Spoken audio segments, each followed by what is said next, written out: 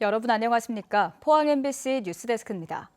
22대 총선에서 더불어민주당은 대구 경북 지역구 당선인을 한 명도 배출하지 못했습니다. 비례대표로만 임미애 전 경북도당 위원장이 국회에 입성하게 됐는데요.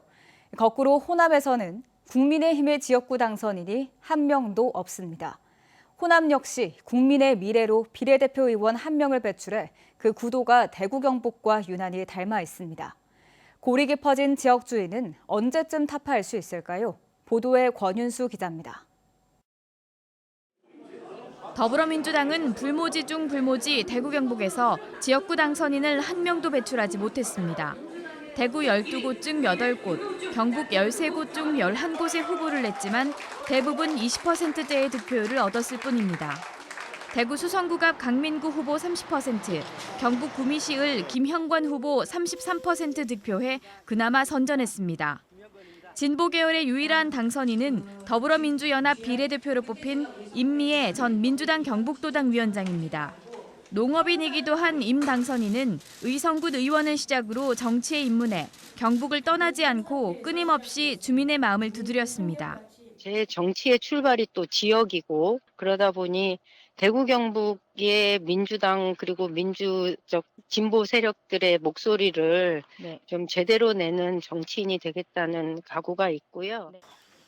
영남에 임미애가 있다면 호남에는 조배숙이 있습니다. 호남은 대구 경북과 반대로 국민의힘 지역구 당선인이 한 명도 없고 국민의 미래 비례대표 당선인이 한 명 있습니다.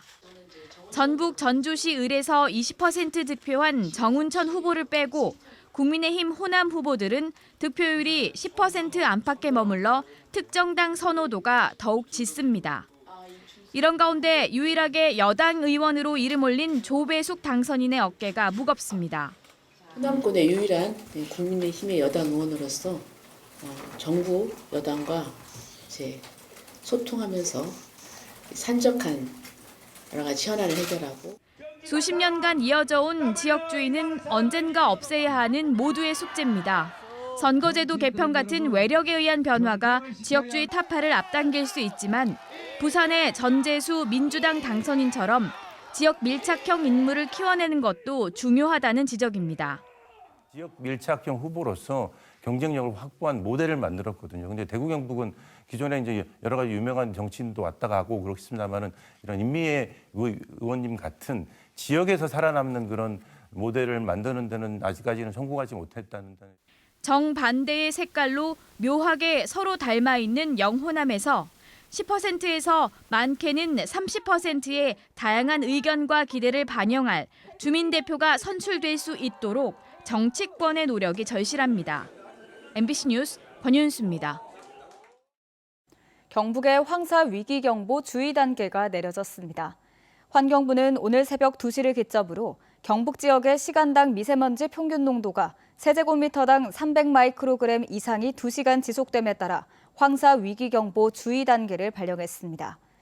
경상북도는 가정에서는 창문을 닫고 노약자는 실외 활동을 자제하고 외출 시에는 KF94나 KF80 보건용 마스크 착용 등 황사 대비 국민행동 요령 준수를 당부했습니다.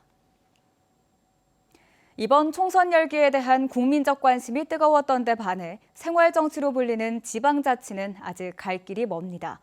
특히 농촌 읍면 지역은 수십 년째 심각한 인구 유출과 자치 실종의 악순환에 허덕이며 소멸 위기에 직면하고 있는데요. 이번 총선을 계기로 읍면장 주민 직선제 같은 과감한 자치권 확대 방안들이 공론화되고 있습니다. 장성훈 기자가 보도합니다. 공익법률센터 농보는 이번 총선에 앞서 각 정당에 농촌 지역의 읍면 자치권 확대 방안에 대한 정책 질의서를 보냈습니다. 질의서에는 읍면장 주민 직선제와 주민 참여 자율 예산제 도입 등 과감한 정책들이 담겼습니다. 인구 감소와 초고령화에 따른 농촌 소멸을 막기 위해선 생활 공간인 읍면 단위의 자치권 회복이 시급하다고 본 겁니다.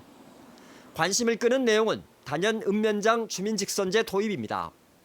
1956년 읍면은 하나의 기초 지자체였고 읍면장도 주민 직선제로 선출했지만 5.16 쿠데타 이후 자치권을 상실하면서 읍면장도 임명제로 변경돼 지금까지 유지되고 있습니다. 이렇다 보니 읍면은 기초지자체의 지시를 따르는 하부 행정기관으로 전락해 권한과 예산 모두 미흡해졌습니다. 주민들은 지역과 관련한 의사 결정 과정에서 사실상 배제됐습니다.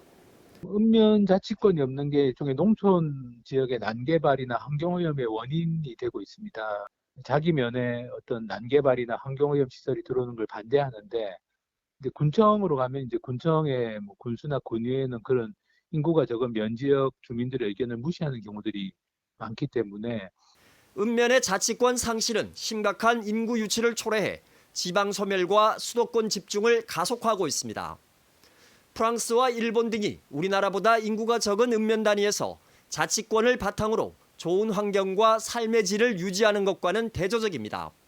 외국에서는 읍면 자치가 보편적인 모델인데, 우리만 이제 1961년에 5.16 쿠데타 이후에 읍면 자치가 폐지됐기 때문에 현재와 같은 좀 수도권 집중이나 농촌 지역의 어떤 인구 감소 고령화 현상이 더 심화되고 있다고. 농본의 정책 질의에 대해 원내 일당인 더불어민주당은 자치권 확대라는 방향성에만 찬성했고, 진보당과 조국혁신당 등은 모든 항목에 찬성했습니다. 읍면 동장 직선제 선출하는 제도 등등에 대한 것은 진보당은 적극적으로 찬성한다고 입장을 밝힌 바가 있습니다. 그리고 22대 국회에서는 관련된 내용으로 토론회도 적극적으로 개최를. 읍면 자치권 확대의 첫 단추는 국회 입법입니다. 출범을 앞둔 22대 국회가 풀뿌리 민주주의와 농촌을 살리는 읍면 자치권 확대에 얼마나 적극적으로 나설지 주목됩니다. MBC 뉴스 장성훈입니다. 국토교통부는 지난 16일 LH가 신청한 제17차 포항 블루밸리 국가산단 산업단지 계획 변경안을 신청 5개월 만에 패스트트랙으로 승인 고시했습니다.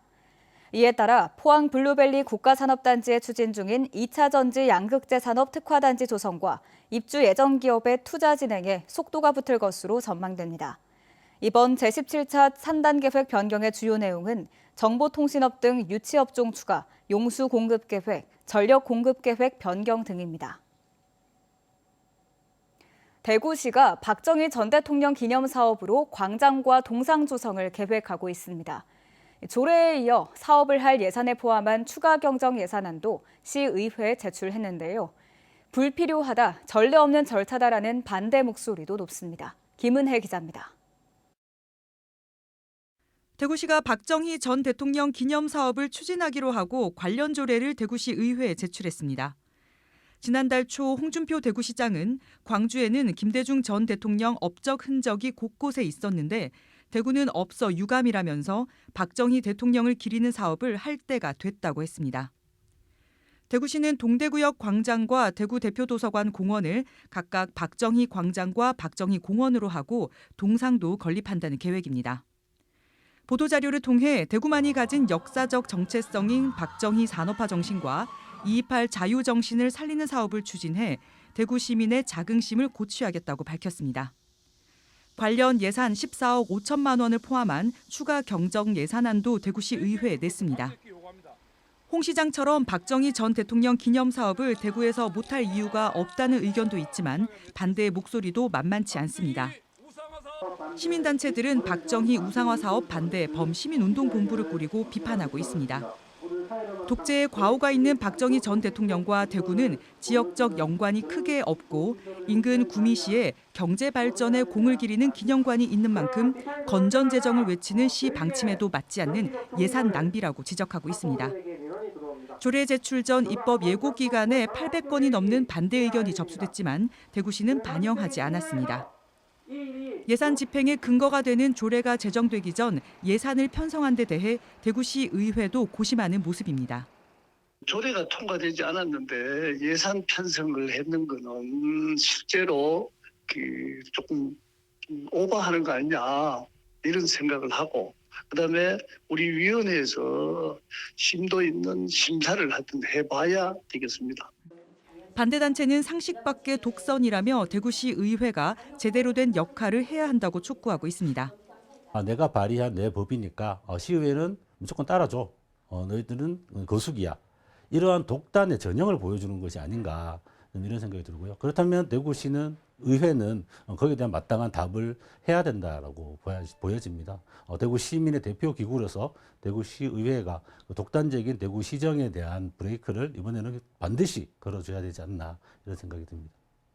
논란이 되고 있는 박정희 전 대통령 기념사업 관련 조례와 관련 예산이 포함된 추경 예산안은 오는 22일부터 열리는 대구시 의회 임시회에서 다뤄질 예정입니다. MBC 뉴스 김은혜입니다.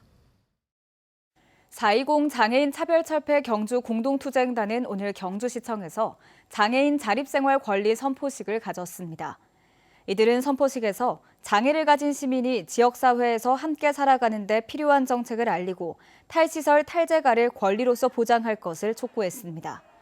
특히 경주시는 지난 2022년 공모사업에 선정돼 탈시설 사업을 추진했지만 현재까지 5명만 시설에서 나와 자립생활을 하고 있다며 장애인 정책 방향을 탈시설 탈재가로 전환해 공적 자립 지원체계 구축과 부모와 함께 생활하는 재가장애인의 자립 대책을 요구했습니다. 영덕의 한 사찰에 천연기념물 제328호인 하늘다람쥐로 추정되는 동물이 나타났습니다.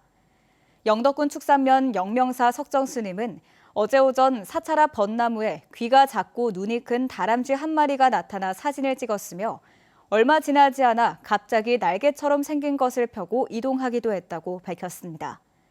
하늘다람쥐는 멸종위기 야생생물 2급이자 천연기념물로 날개막을 이용해 나무와 나무 사이를 날아서 이동할 수 있습니다.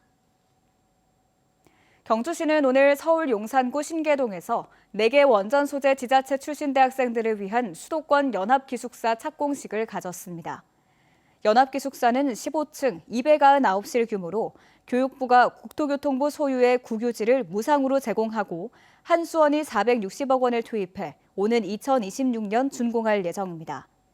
기숙사는 경주 출신 대학생 140명을 비롯해 기장과 울주, 영광군 출신 대학생 등 595명이 월 15만 원 정도를 내고 사용할 수 있습니다.